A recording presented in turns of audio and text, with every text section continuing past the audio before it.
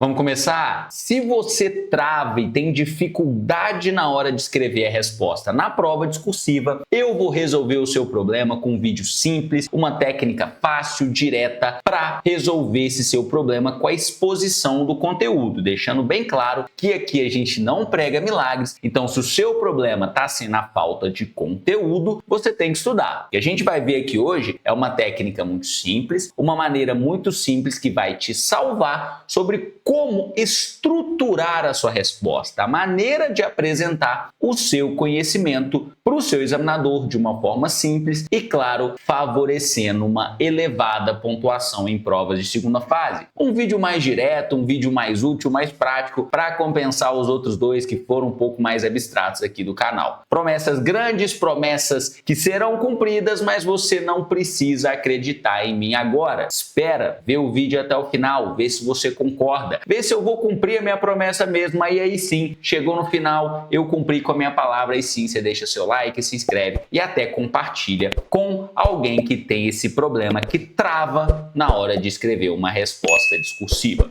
Vamos pensar um pouquinho aqui para todo mundo entender. Prova discursiva você vai ser avaliado também pelo seu conhecimento jurídico, mas também pela sua capacidade de escrever uma resposta. Vamos pensar um exemplo esdrúxulo aqui. Você sabe todos os pontos que foram questionados naquela questão, só que em vez de escrever um texto, você foi e ofereceu a resposta em tópicos. Você vai perder muitos pontos, porque, como eu disse, na sua prova discursiva, a forma como você estrutura o texto, a forma como você apresenta a sua resposta também é avaliada. E é aqui que muitos alunos travam. Às vezes eles ficam sem saber por onde começar, qual a informação que eu coloco primeiro, qual a informação que eu coloco depois, como fazer um texto que seja agradável para o examinador de ler, um texto que apresente as respostas, que bata uma maioria dos pontos do espelho e até, porventura, bata o espelho totalmente. E aí, eu vou buscar para vocês a seguinte noção, a seguinte ideia. Quando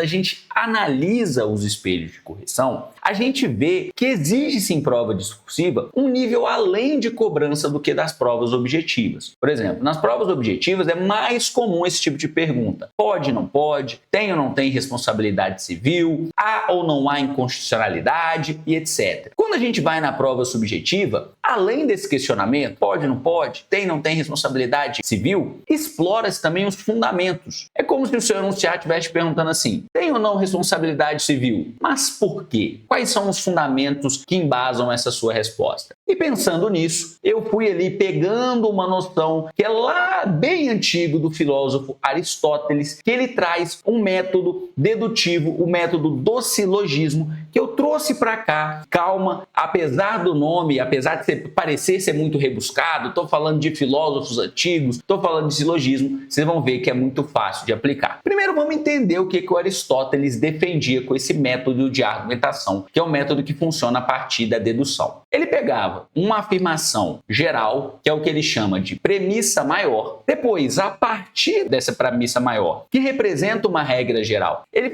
extraía uma afirmação mais específica, que é a premissa menor, e aí, logo após, ele fazia uma conclusão, que era extraída dessas duas premissas. Um exemplo prático: todos os homens são mortais. Sócrates é um homem, logo Sócrates é mortal. Isso aí é exemplo básico de aula de filosofia, de aula de argumentação. Qualquer coisinha que você for estudar bem raso sobre esse método de Aristóteles, vocês vão entender isso aqui que eu estou falando. Beleza, e como que isso pode te ajudar e como que isso pode ser tão simples assim, trazendo para as provas subjetivas? Acabei de falar com vocês que na prova subjetiva exige-se, além do pode ou não pode, tem ou não tem responsabilidade civil, expor os fundamentos daquele raciocínio desenvolvido. Por isso que eu adaptei esse método aristotélico e eu sempre estruturei as minhas respostas dessa maneira. Eu começava com a premissa maior. O que seriam as minhas premissas maiores aqui? Tudo que tem no ordenamento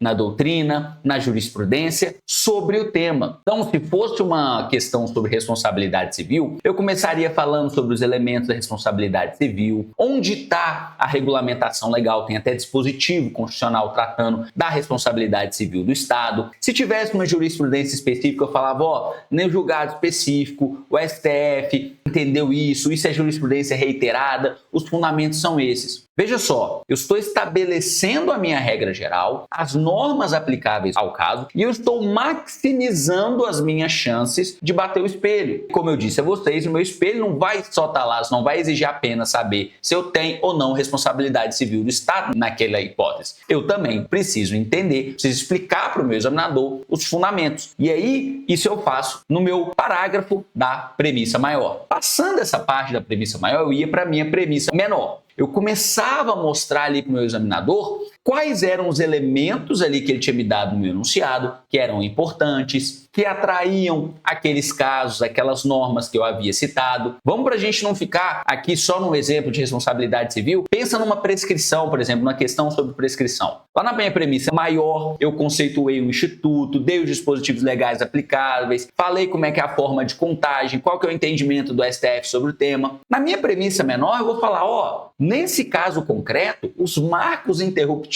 da prescrição são esse. Esse aqui, apesar de ter sido citado no enunciado, a jurisprudência já afastou por causa disso.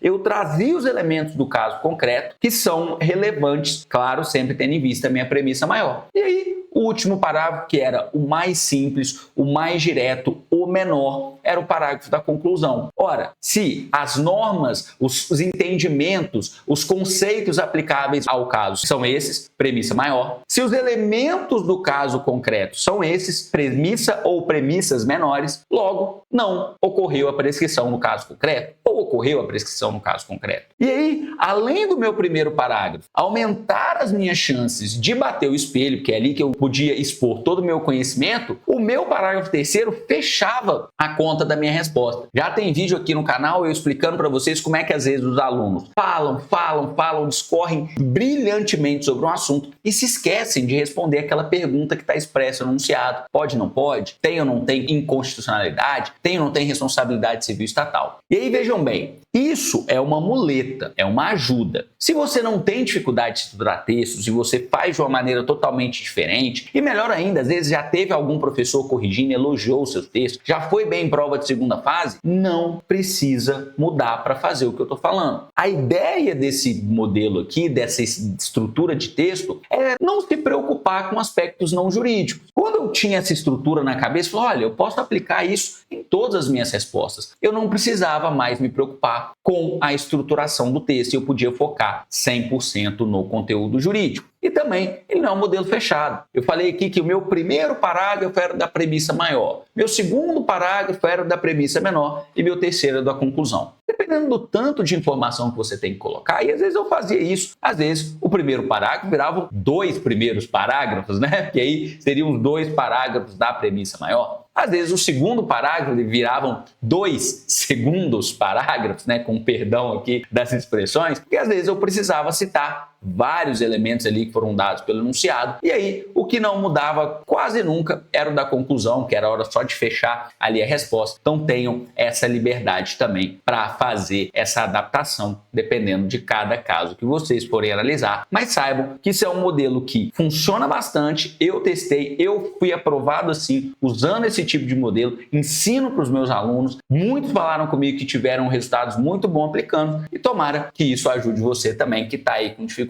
para estruturar suas respostas discursivas. E já que a gente falou de provas discursivas, de questões discursivas, eu vou mostrar a vocês a plataforma que você consegue organizar os seus estudos, até como é que você pode contabilizar o tempo que você gastou fazendo simulados. É joaomarcelooliveira.com.br. Partindo aqui da nossa tela inicial, você pode vir aqui em ferramentas, calendário e digamos que você vai fazer um simulado no sábado, então você quer começar às 8, pode clicar aqui, sábado, você vai começar no sábado, dia 13, vai começar às 8 da manhã e vamos supor que você vai, claro, até no sábado também, né? Ninguém vai ficar 2 dias fazendo simulado, pelo amor de Deus. Você vai até o meio-dia fazendo um quê? Você pode selecionar aqui dos cards, né, as matérias, mas como é um simulado, é só colocar aqui simulado Pronto, tá criado. Ah não, mudei de ideia, vou fazer só de tarde. Pode mudar aqui também. Pode voltar, pode aumentar o tempo, pode diminuir.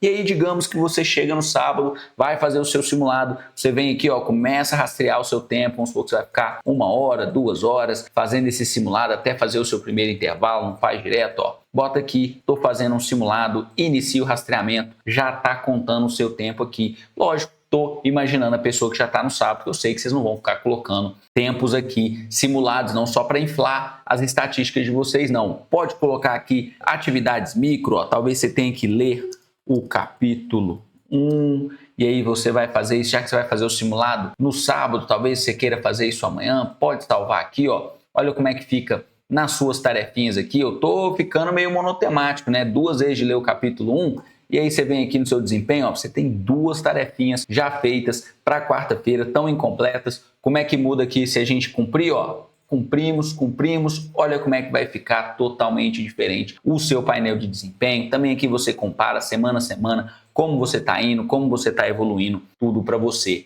tomar conta de vez dos seus estudos. E agora eu vou dar uma olhada aqui no YouTube para ver o que vocês estão falando e não deixar vocês falando sozinhos. Vocês comentaram bastante aqui no vídeo da reforma administrativa, vamos dar uma olhada em geral aqui nos comentários. E o José Newton Santos Gonçalves falou: temporário através de concurso público ou as indicações políticas? Essa é a pergunta. Realmente, José Newton, é uma preocupação que eu tenho também. Trabalhando na área de saúde há 26 anos, a terceirizada atrás de indicação política tomou conta da área da saúde há mais de 20 anos. Numa hora dessa não dá para negligenciar a experiência que a gente tem que tomar cuidado com esse tema mesmo, para que não seja uma reforma administrativa feita a lá, né? Não vou nem falar o palavrão aqui não, para não economizar o pi. Beleza? E aí, mas o que mais me chamou a atenção aqui foi o comentário do Brian 177K. Ele falou: tenho 17 anos e eu de verdade não sei o que fazer para ter uma vida digna nesse país. Estava me dedicando ao concurso público e agora vem a notícia. Sobra o quê? Brian, depois eu ainda vou escrever um comentário aqui para você, mas cara, por incrível que pareça, você está num excelente caminho. Quisera eu ter tido essa preocupação de pensar na minha vida, no meu futuro com 17 anos. Eu estava achando que se eu passasse numa faculdade eu já estaria resolvido. Você está muito mais maduro do que eu. E assim, cara, não se iluda não, tá? Para você passar num concurso vai ter que estudar bastante. Para você se dar bem na iniciativa privada, você vai ter que estudar também bastante, porque você tem que se manter atualizado, tem que se manter em um ótimo nível para concorrer. Então o segredo, cara, é não acreditar que político algum, que qualquer pessoa no mundo vai fazer alguma coisa, vai resolver sua vida por você, porque depende do que você for fazer, cara. E a cara, continue estudando. Se você quiser concurso público, é natural que acaba fazendo algumas mudanças. Por exemplo, eu não peguei integralidade e paridade, como outros servidores tiveram. Essas mudanças são normais de acontecer, mas eu acho, vendo aqui de fora, que você está num caminho muito bom, viu? Como sempre, eu agradeço a atenção de todos vocês e até o próximo vídeo.